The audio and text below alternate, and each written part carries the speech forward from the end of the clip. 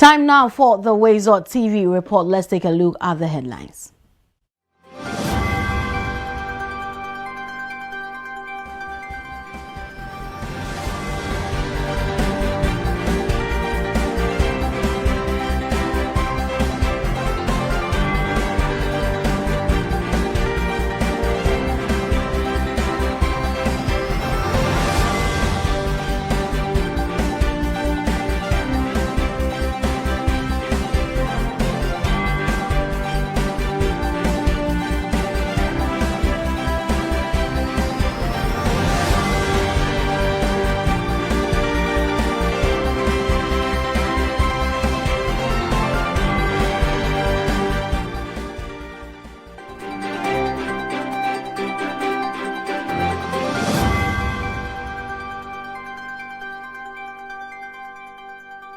Now let's begin the news. The President, His Excellency John Dramani Mahama, has inspected ongoing works on the Kaswa-Winneba Road as part of the broader dualization of the Winneba-Cape Coast corridor, with government assuring that section of the busy stretch will be opened in phases to ease congestion in the coming weeks.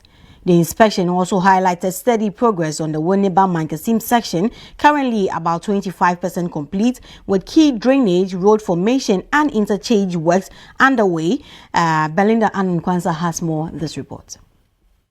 Along the Kaswa-Winneba stretch may soon see an end to the heavy traffic and frustration as construction work enter a critical phase. The project, which forms part of the dualization of the Winneba-Cape Coast Road corridor, with the Winneba-Mankasim stretch covering 24 kilometers and currently about 25% complete. The inspection by President John Dramani Mahama forms part of efforts to fast-track delivery of key road infrastructure and the government's ongoing interventions in the sector. The Minister for Roads and Highways, Kwame Governor-Agboja, highlighted government's commitment to taking steps to ease traffic in the short term while pushing for early completion of the project. He also noted that sections of the road will be opened in phases to reduce congestion and allow work to continue on other parts of the stretch. The fact is that the section you stopped at initially is the most challenging currently, because that one we cannot use at all. But I'm grateful to the contractor for assuring you that within 3 weeks, that section would go even in advance of this, which means that we can open that section and this section for the traffic to use. Then we can switch to the service road, which means that all the frustration of the public, which we share with them, can be taken away at the first phase. The President indicated that Kaswa-Winneba stretch could be opened by the end of the year or early next year as part of efforts to eliminate long-standing bottlenecks along the route. He added that ongoing works, including the dualization from Winneba to Mankasim and further extension to Cape Coast, will slightly improve travel and boost economic activity. So I can understand the frustration of commuters on this road, but like the Minister said, help is on the way. I've inspected the road, I've seen the progress of work, the quality of work, and I think that the contractor has done a good job. It reinforces our confidence in the capacity of Ghanaian contractors to be able to do world-class projects like any international contractor. And so the progress of work is good, and we're hoping that we should be able to open through this whole stretch from Kaswa to Winneba by the end of the year, or at least in the first quarter of next year. When completed, the road is expected to significantly ease movement along the coastal corridor, reduce travel time, and improve traffic flow between Accra, Cape Coast and Takoradi, while boosting economic activity, investment and tourism along the central region. Reporter for WTV, Belinda Anankwansa. And away from the central region, the Vice President, His Excellency Professor J. Nana Opoku-Agyeman, has emphasized the critical role of sound financial management in national development. She said this when she attended the 2026 Comptroller and Accountant General's Annual Conference in Koforidua. The conference, held under the theme Leveraging Technology, Transparency and Accountability for Sustainable Fiscal Governance, brought together key stakeholders in public financial administration. Addressing the participants, the Vice President noted that strong accounting systems are essential for effective governance, enabling governments to plan strategically, allocate resources efficiently, and deliver tangible results for citizens. It is a pleasure to join you today, and this platform offers us an important opportunity to assess our progress and renew our commitment to strengthen Ghana's public financial management systems through professionalism and institutional excellence. Accounting has always enabled governments to allocate and to plan. It has ensured that resources are managed with prudence.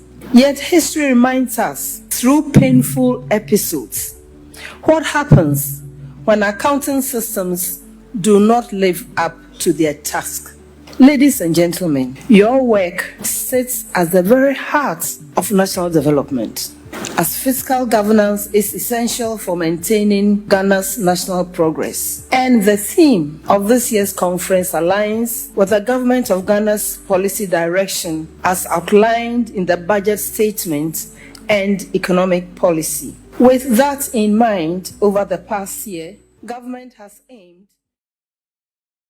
Moving on in other news, the Greater Accra Regional Coordinating Council has backed a new initiative to improve direct market access for farmers, following a courtesy call by the World Farmers Market Coalition. The move is part of efforts to introduce structured farmers markets in Ghana, with feasibility studies set to assess how the model can expand market networks and strengthen links between farmers and consumers. There's more in this report. To transform food systems and boost farmer incomes is taking shape in the Greater Accra region, following a courtesy call by the World Farmers Markets Coalition on the Regional Coordinating Council. The visit marks the start of discussions on a possible pilot project in Ghana, beginning with feasibility studies to assess the viability of structured farmers' markets.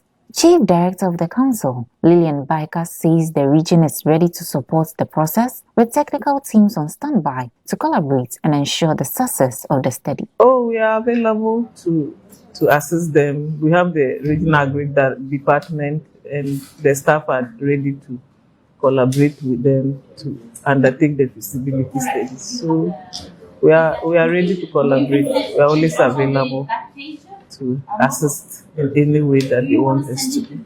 The coalition, which operates in over 100 countries, is exploring opportunities to establish a network of farmers' markets that connect producers directly to consumers, cutting out middlemen and improving earnings for farmers. President of the coalition, Richard McCarthy, says beyond trade, farmers' markets can serve as a tool to strengthen local economies, promote food security, and rebuild community trust around food systems. The biggest challenge is recognizing the idea that food can be a value-added strategy that generates wealth, that food can be a tool to improve the social cohesion. It's sometimes the challenge is the imagination of how something very small, very modest, of erecting tents in a town center can become so much more powerful and larger than just what you see on market day. That together we can rebuild the social contract around food and around territories. The feasibility study is expected to determine the next steps towards making farmers' markets a sustainable part of everyday life in Ghana. For WTV, now, the Ghana Library Authority has hosted its first ever mini Ghana Book Festival under the Ghana Book Dialogue Initiative, where stakeholders in the publishing and creative arts sector have renewed calls for stronger investments in libraries, copyright protection, and the digital expansion of reading culture, as Ghana's itinerary heritage and future take center stage. There's more in this report. Children in Mobile Library has hosted a mini Ghana Book Festival as Ghana joined the global observance of World Book and Copyright Day 2026, bringing together authors, publishers, cultural institutions, and students under the Ghana Book Dialogue Initiative. The event, organized by the Creative Arts Agency and the Ghana Commission for UNESCO, focused on strengthening Ghana's book industry through traditional publishing and digital innovation, with calls for improved access to reading materials and knowledge across the country. The executive director of the Ghana Library Authority said the institution is working to expand literacy and library access nationwide through both physical and mobile services. He also called for support to reach underserved communities. Our special guest of honor, our revered authors and publishers. On behalf of the Board of Management of Ghana Library Authority, I wish to make a special appeal to UNESCO to support our digital and mobile van expansion efforts to make knowledge available to citizens across the country, especially in underserved communities where we do not have physical library spaces. Special guest and UNESCO representative to Ghana, Mr. Edmund McCullough, said Ghana's book industry is evolving through digital access and stronger institutional collaboration, stressing the need for sustained support to protect and grow the publishing ecosystem. So the success, therefore, of our book industry is not an accident of history, but the result of deliberate institutional support.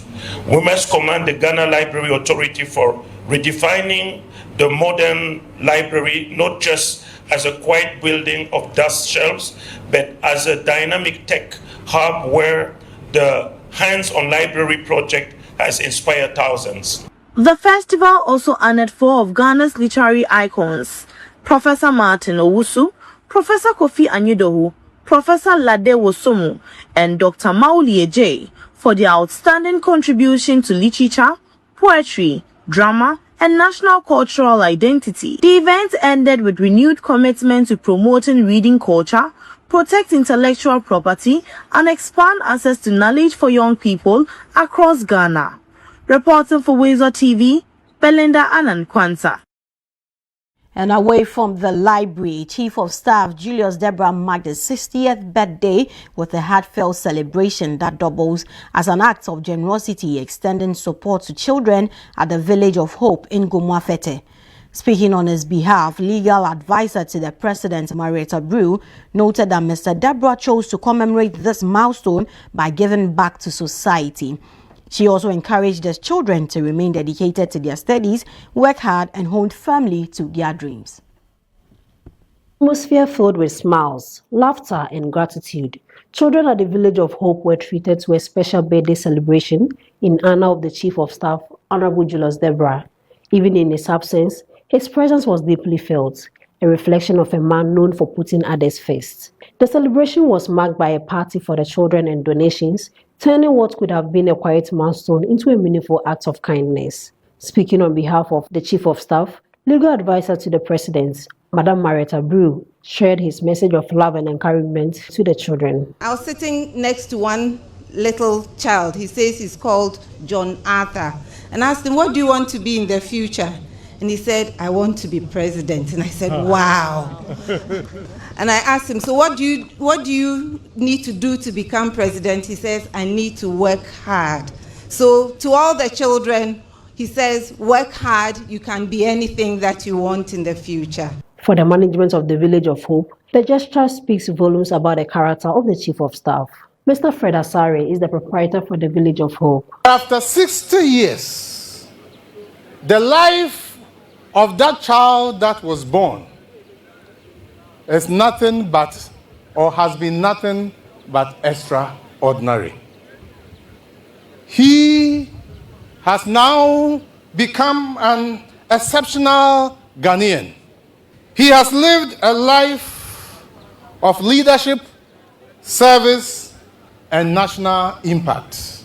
Virtues that he has exhibited, which every human being should endeavor to inculcate: dedication, commitment, hard work, loyalty, and respect. Ladies and gentlemen, these are the very virtues that Village of Hope has tried over the last 30 years to inculcate into the children we care for. As part of the celebration, chiefs and elders of Gomwafete performed the traditional rites, pouring libation and offering prayers for long life, wisdom, and continuous success for the Chief of Staff. The day ended not just as a birthday celebration, but as a reminder that true leadership is measured by compassion and the lives one touches. For WTV, Rachel Asamoah. Time now for some international news.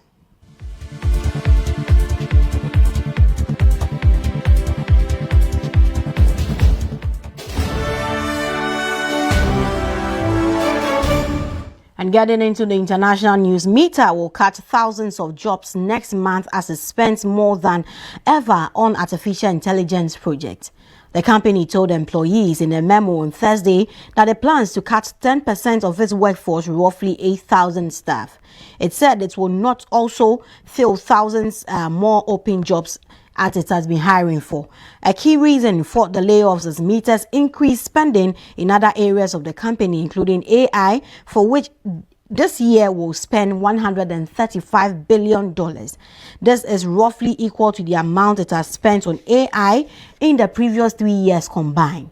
A spokesperson for Meta confirmed the planned jobs cut, but declined to comment further. Mark Zuckerberg, Meta's co-founder and chief executive, made public comments in January that essentially telegraphed the company will be cutting jobs again this year. Now, this brings us to the end of the WTV report. Many thanks for staying with us. I am Karen Naoyokwoti.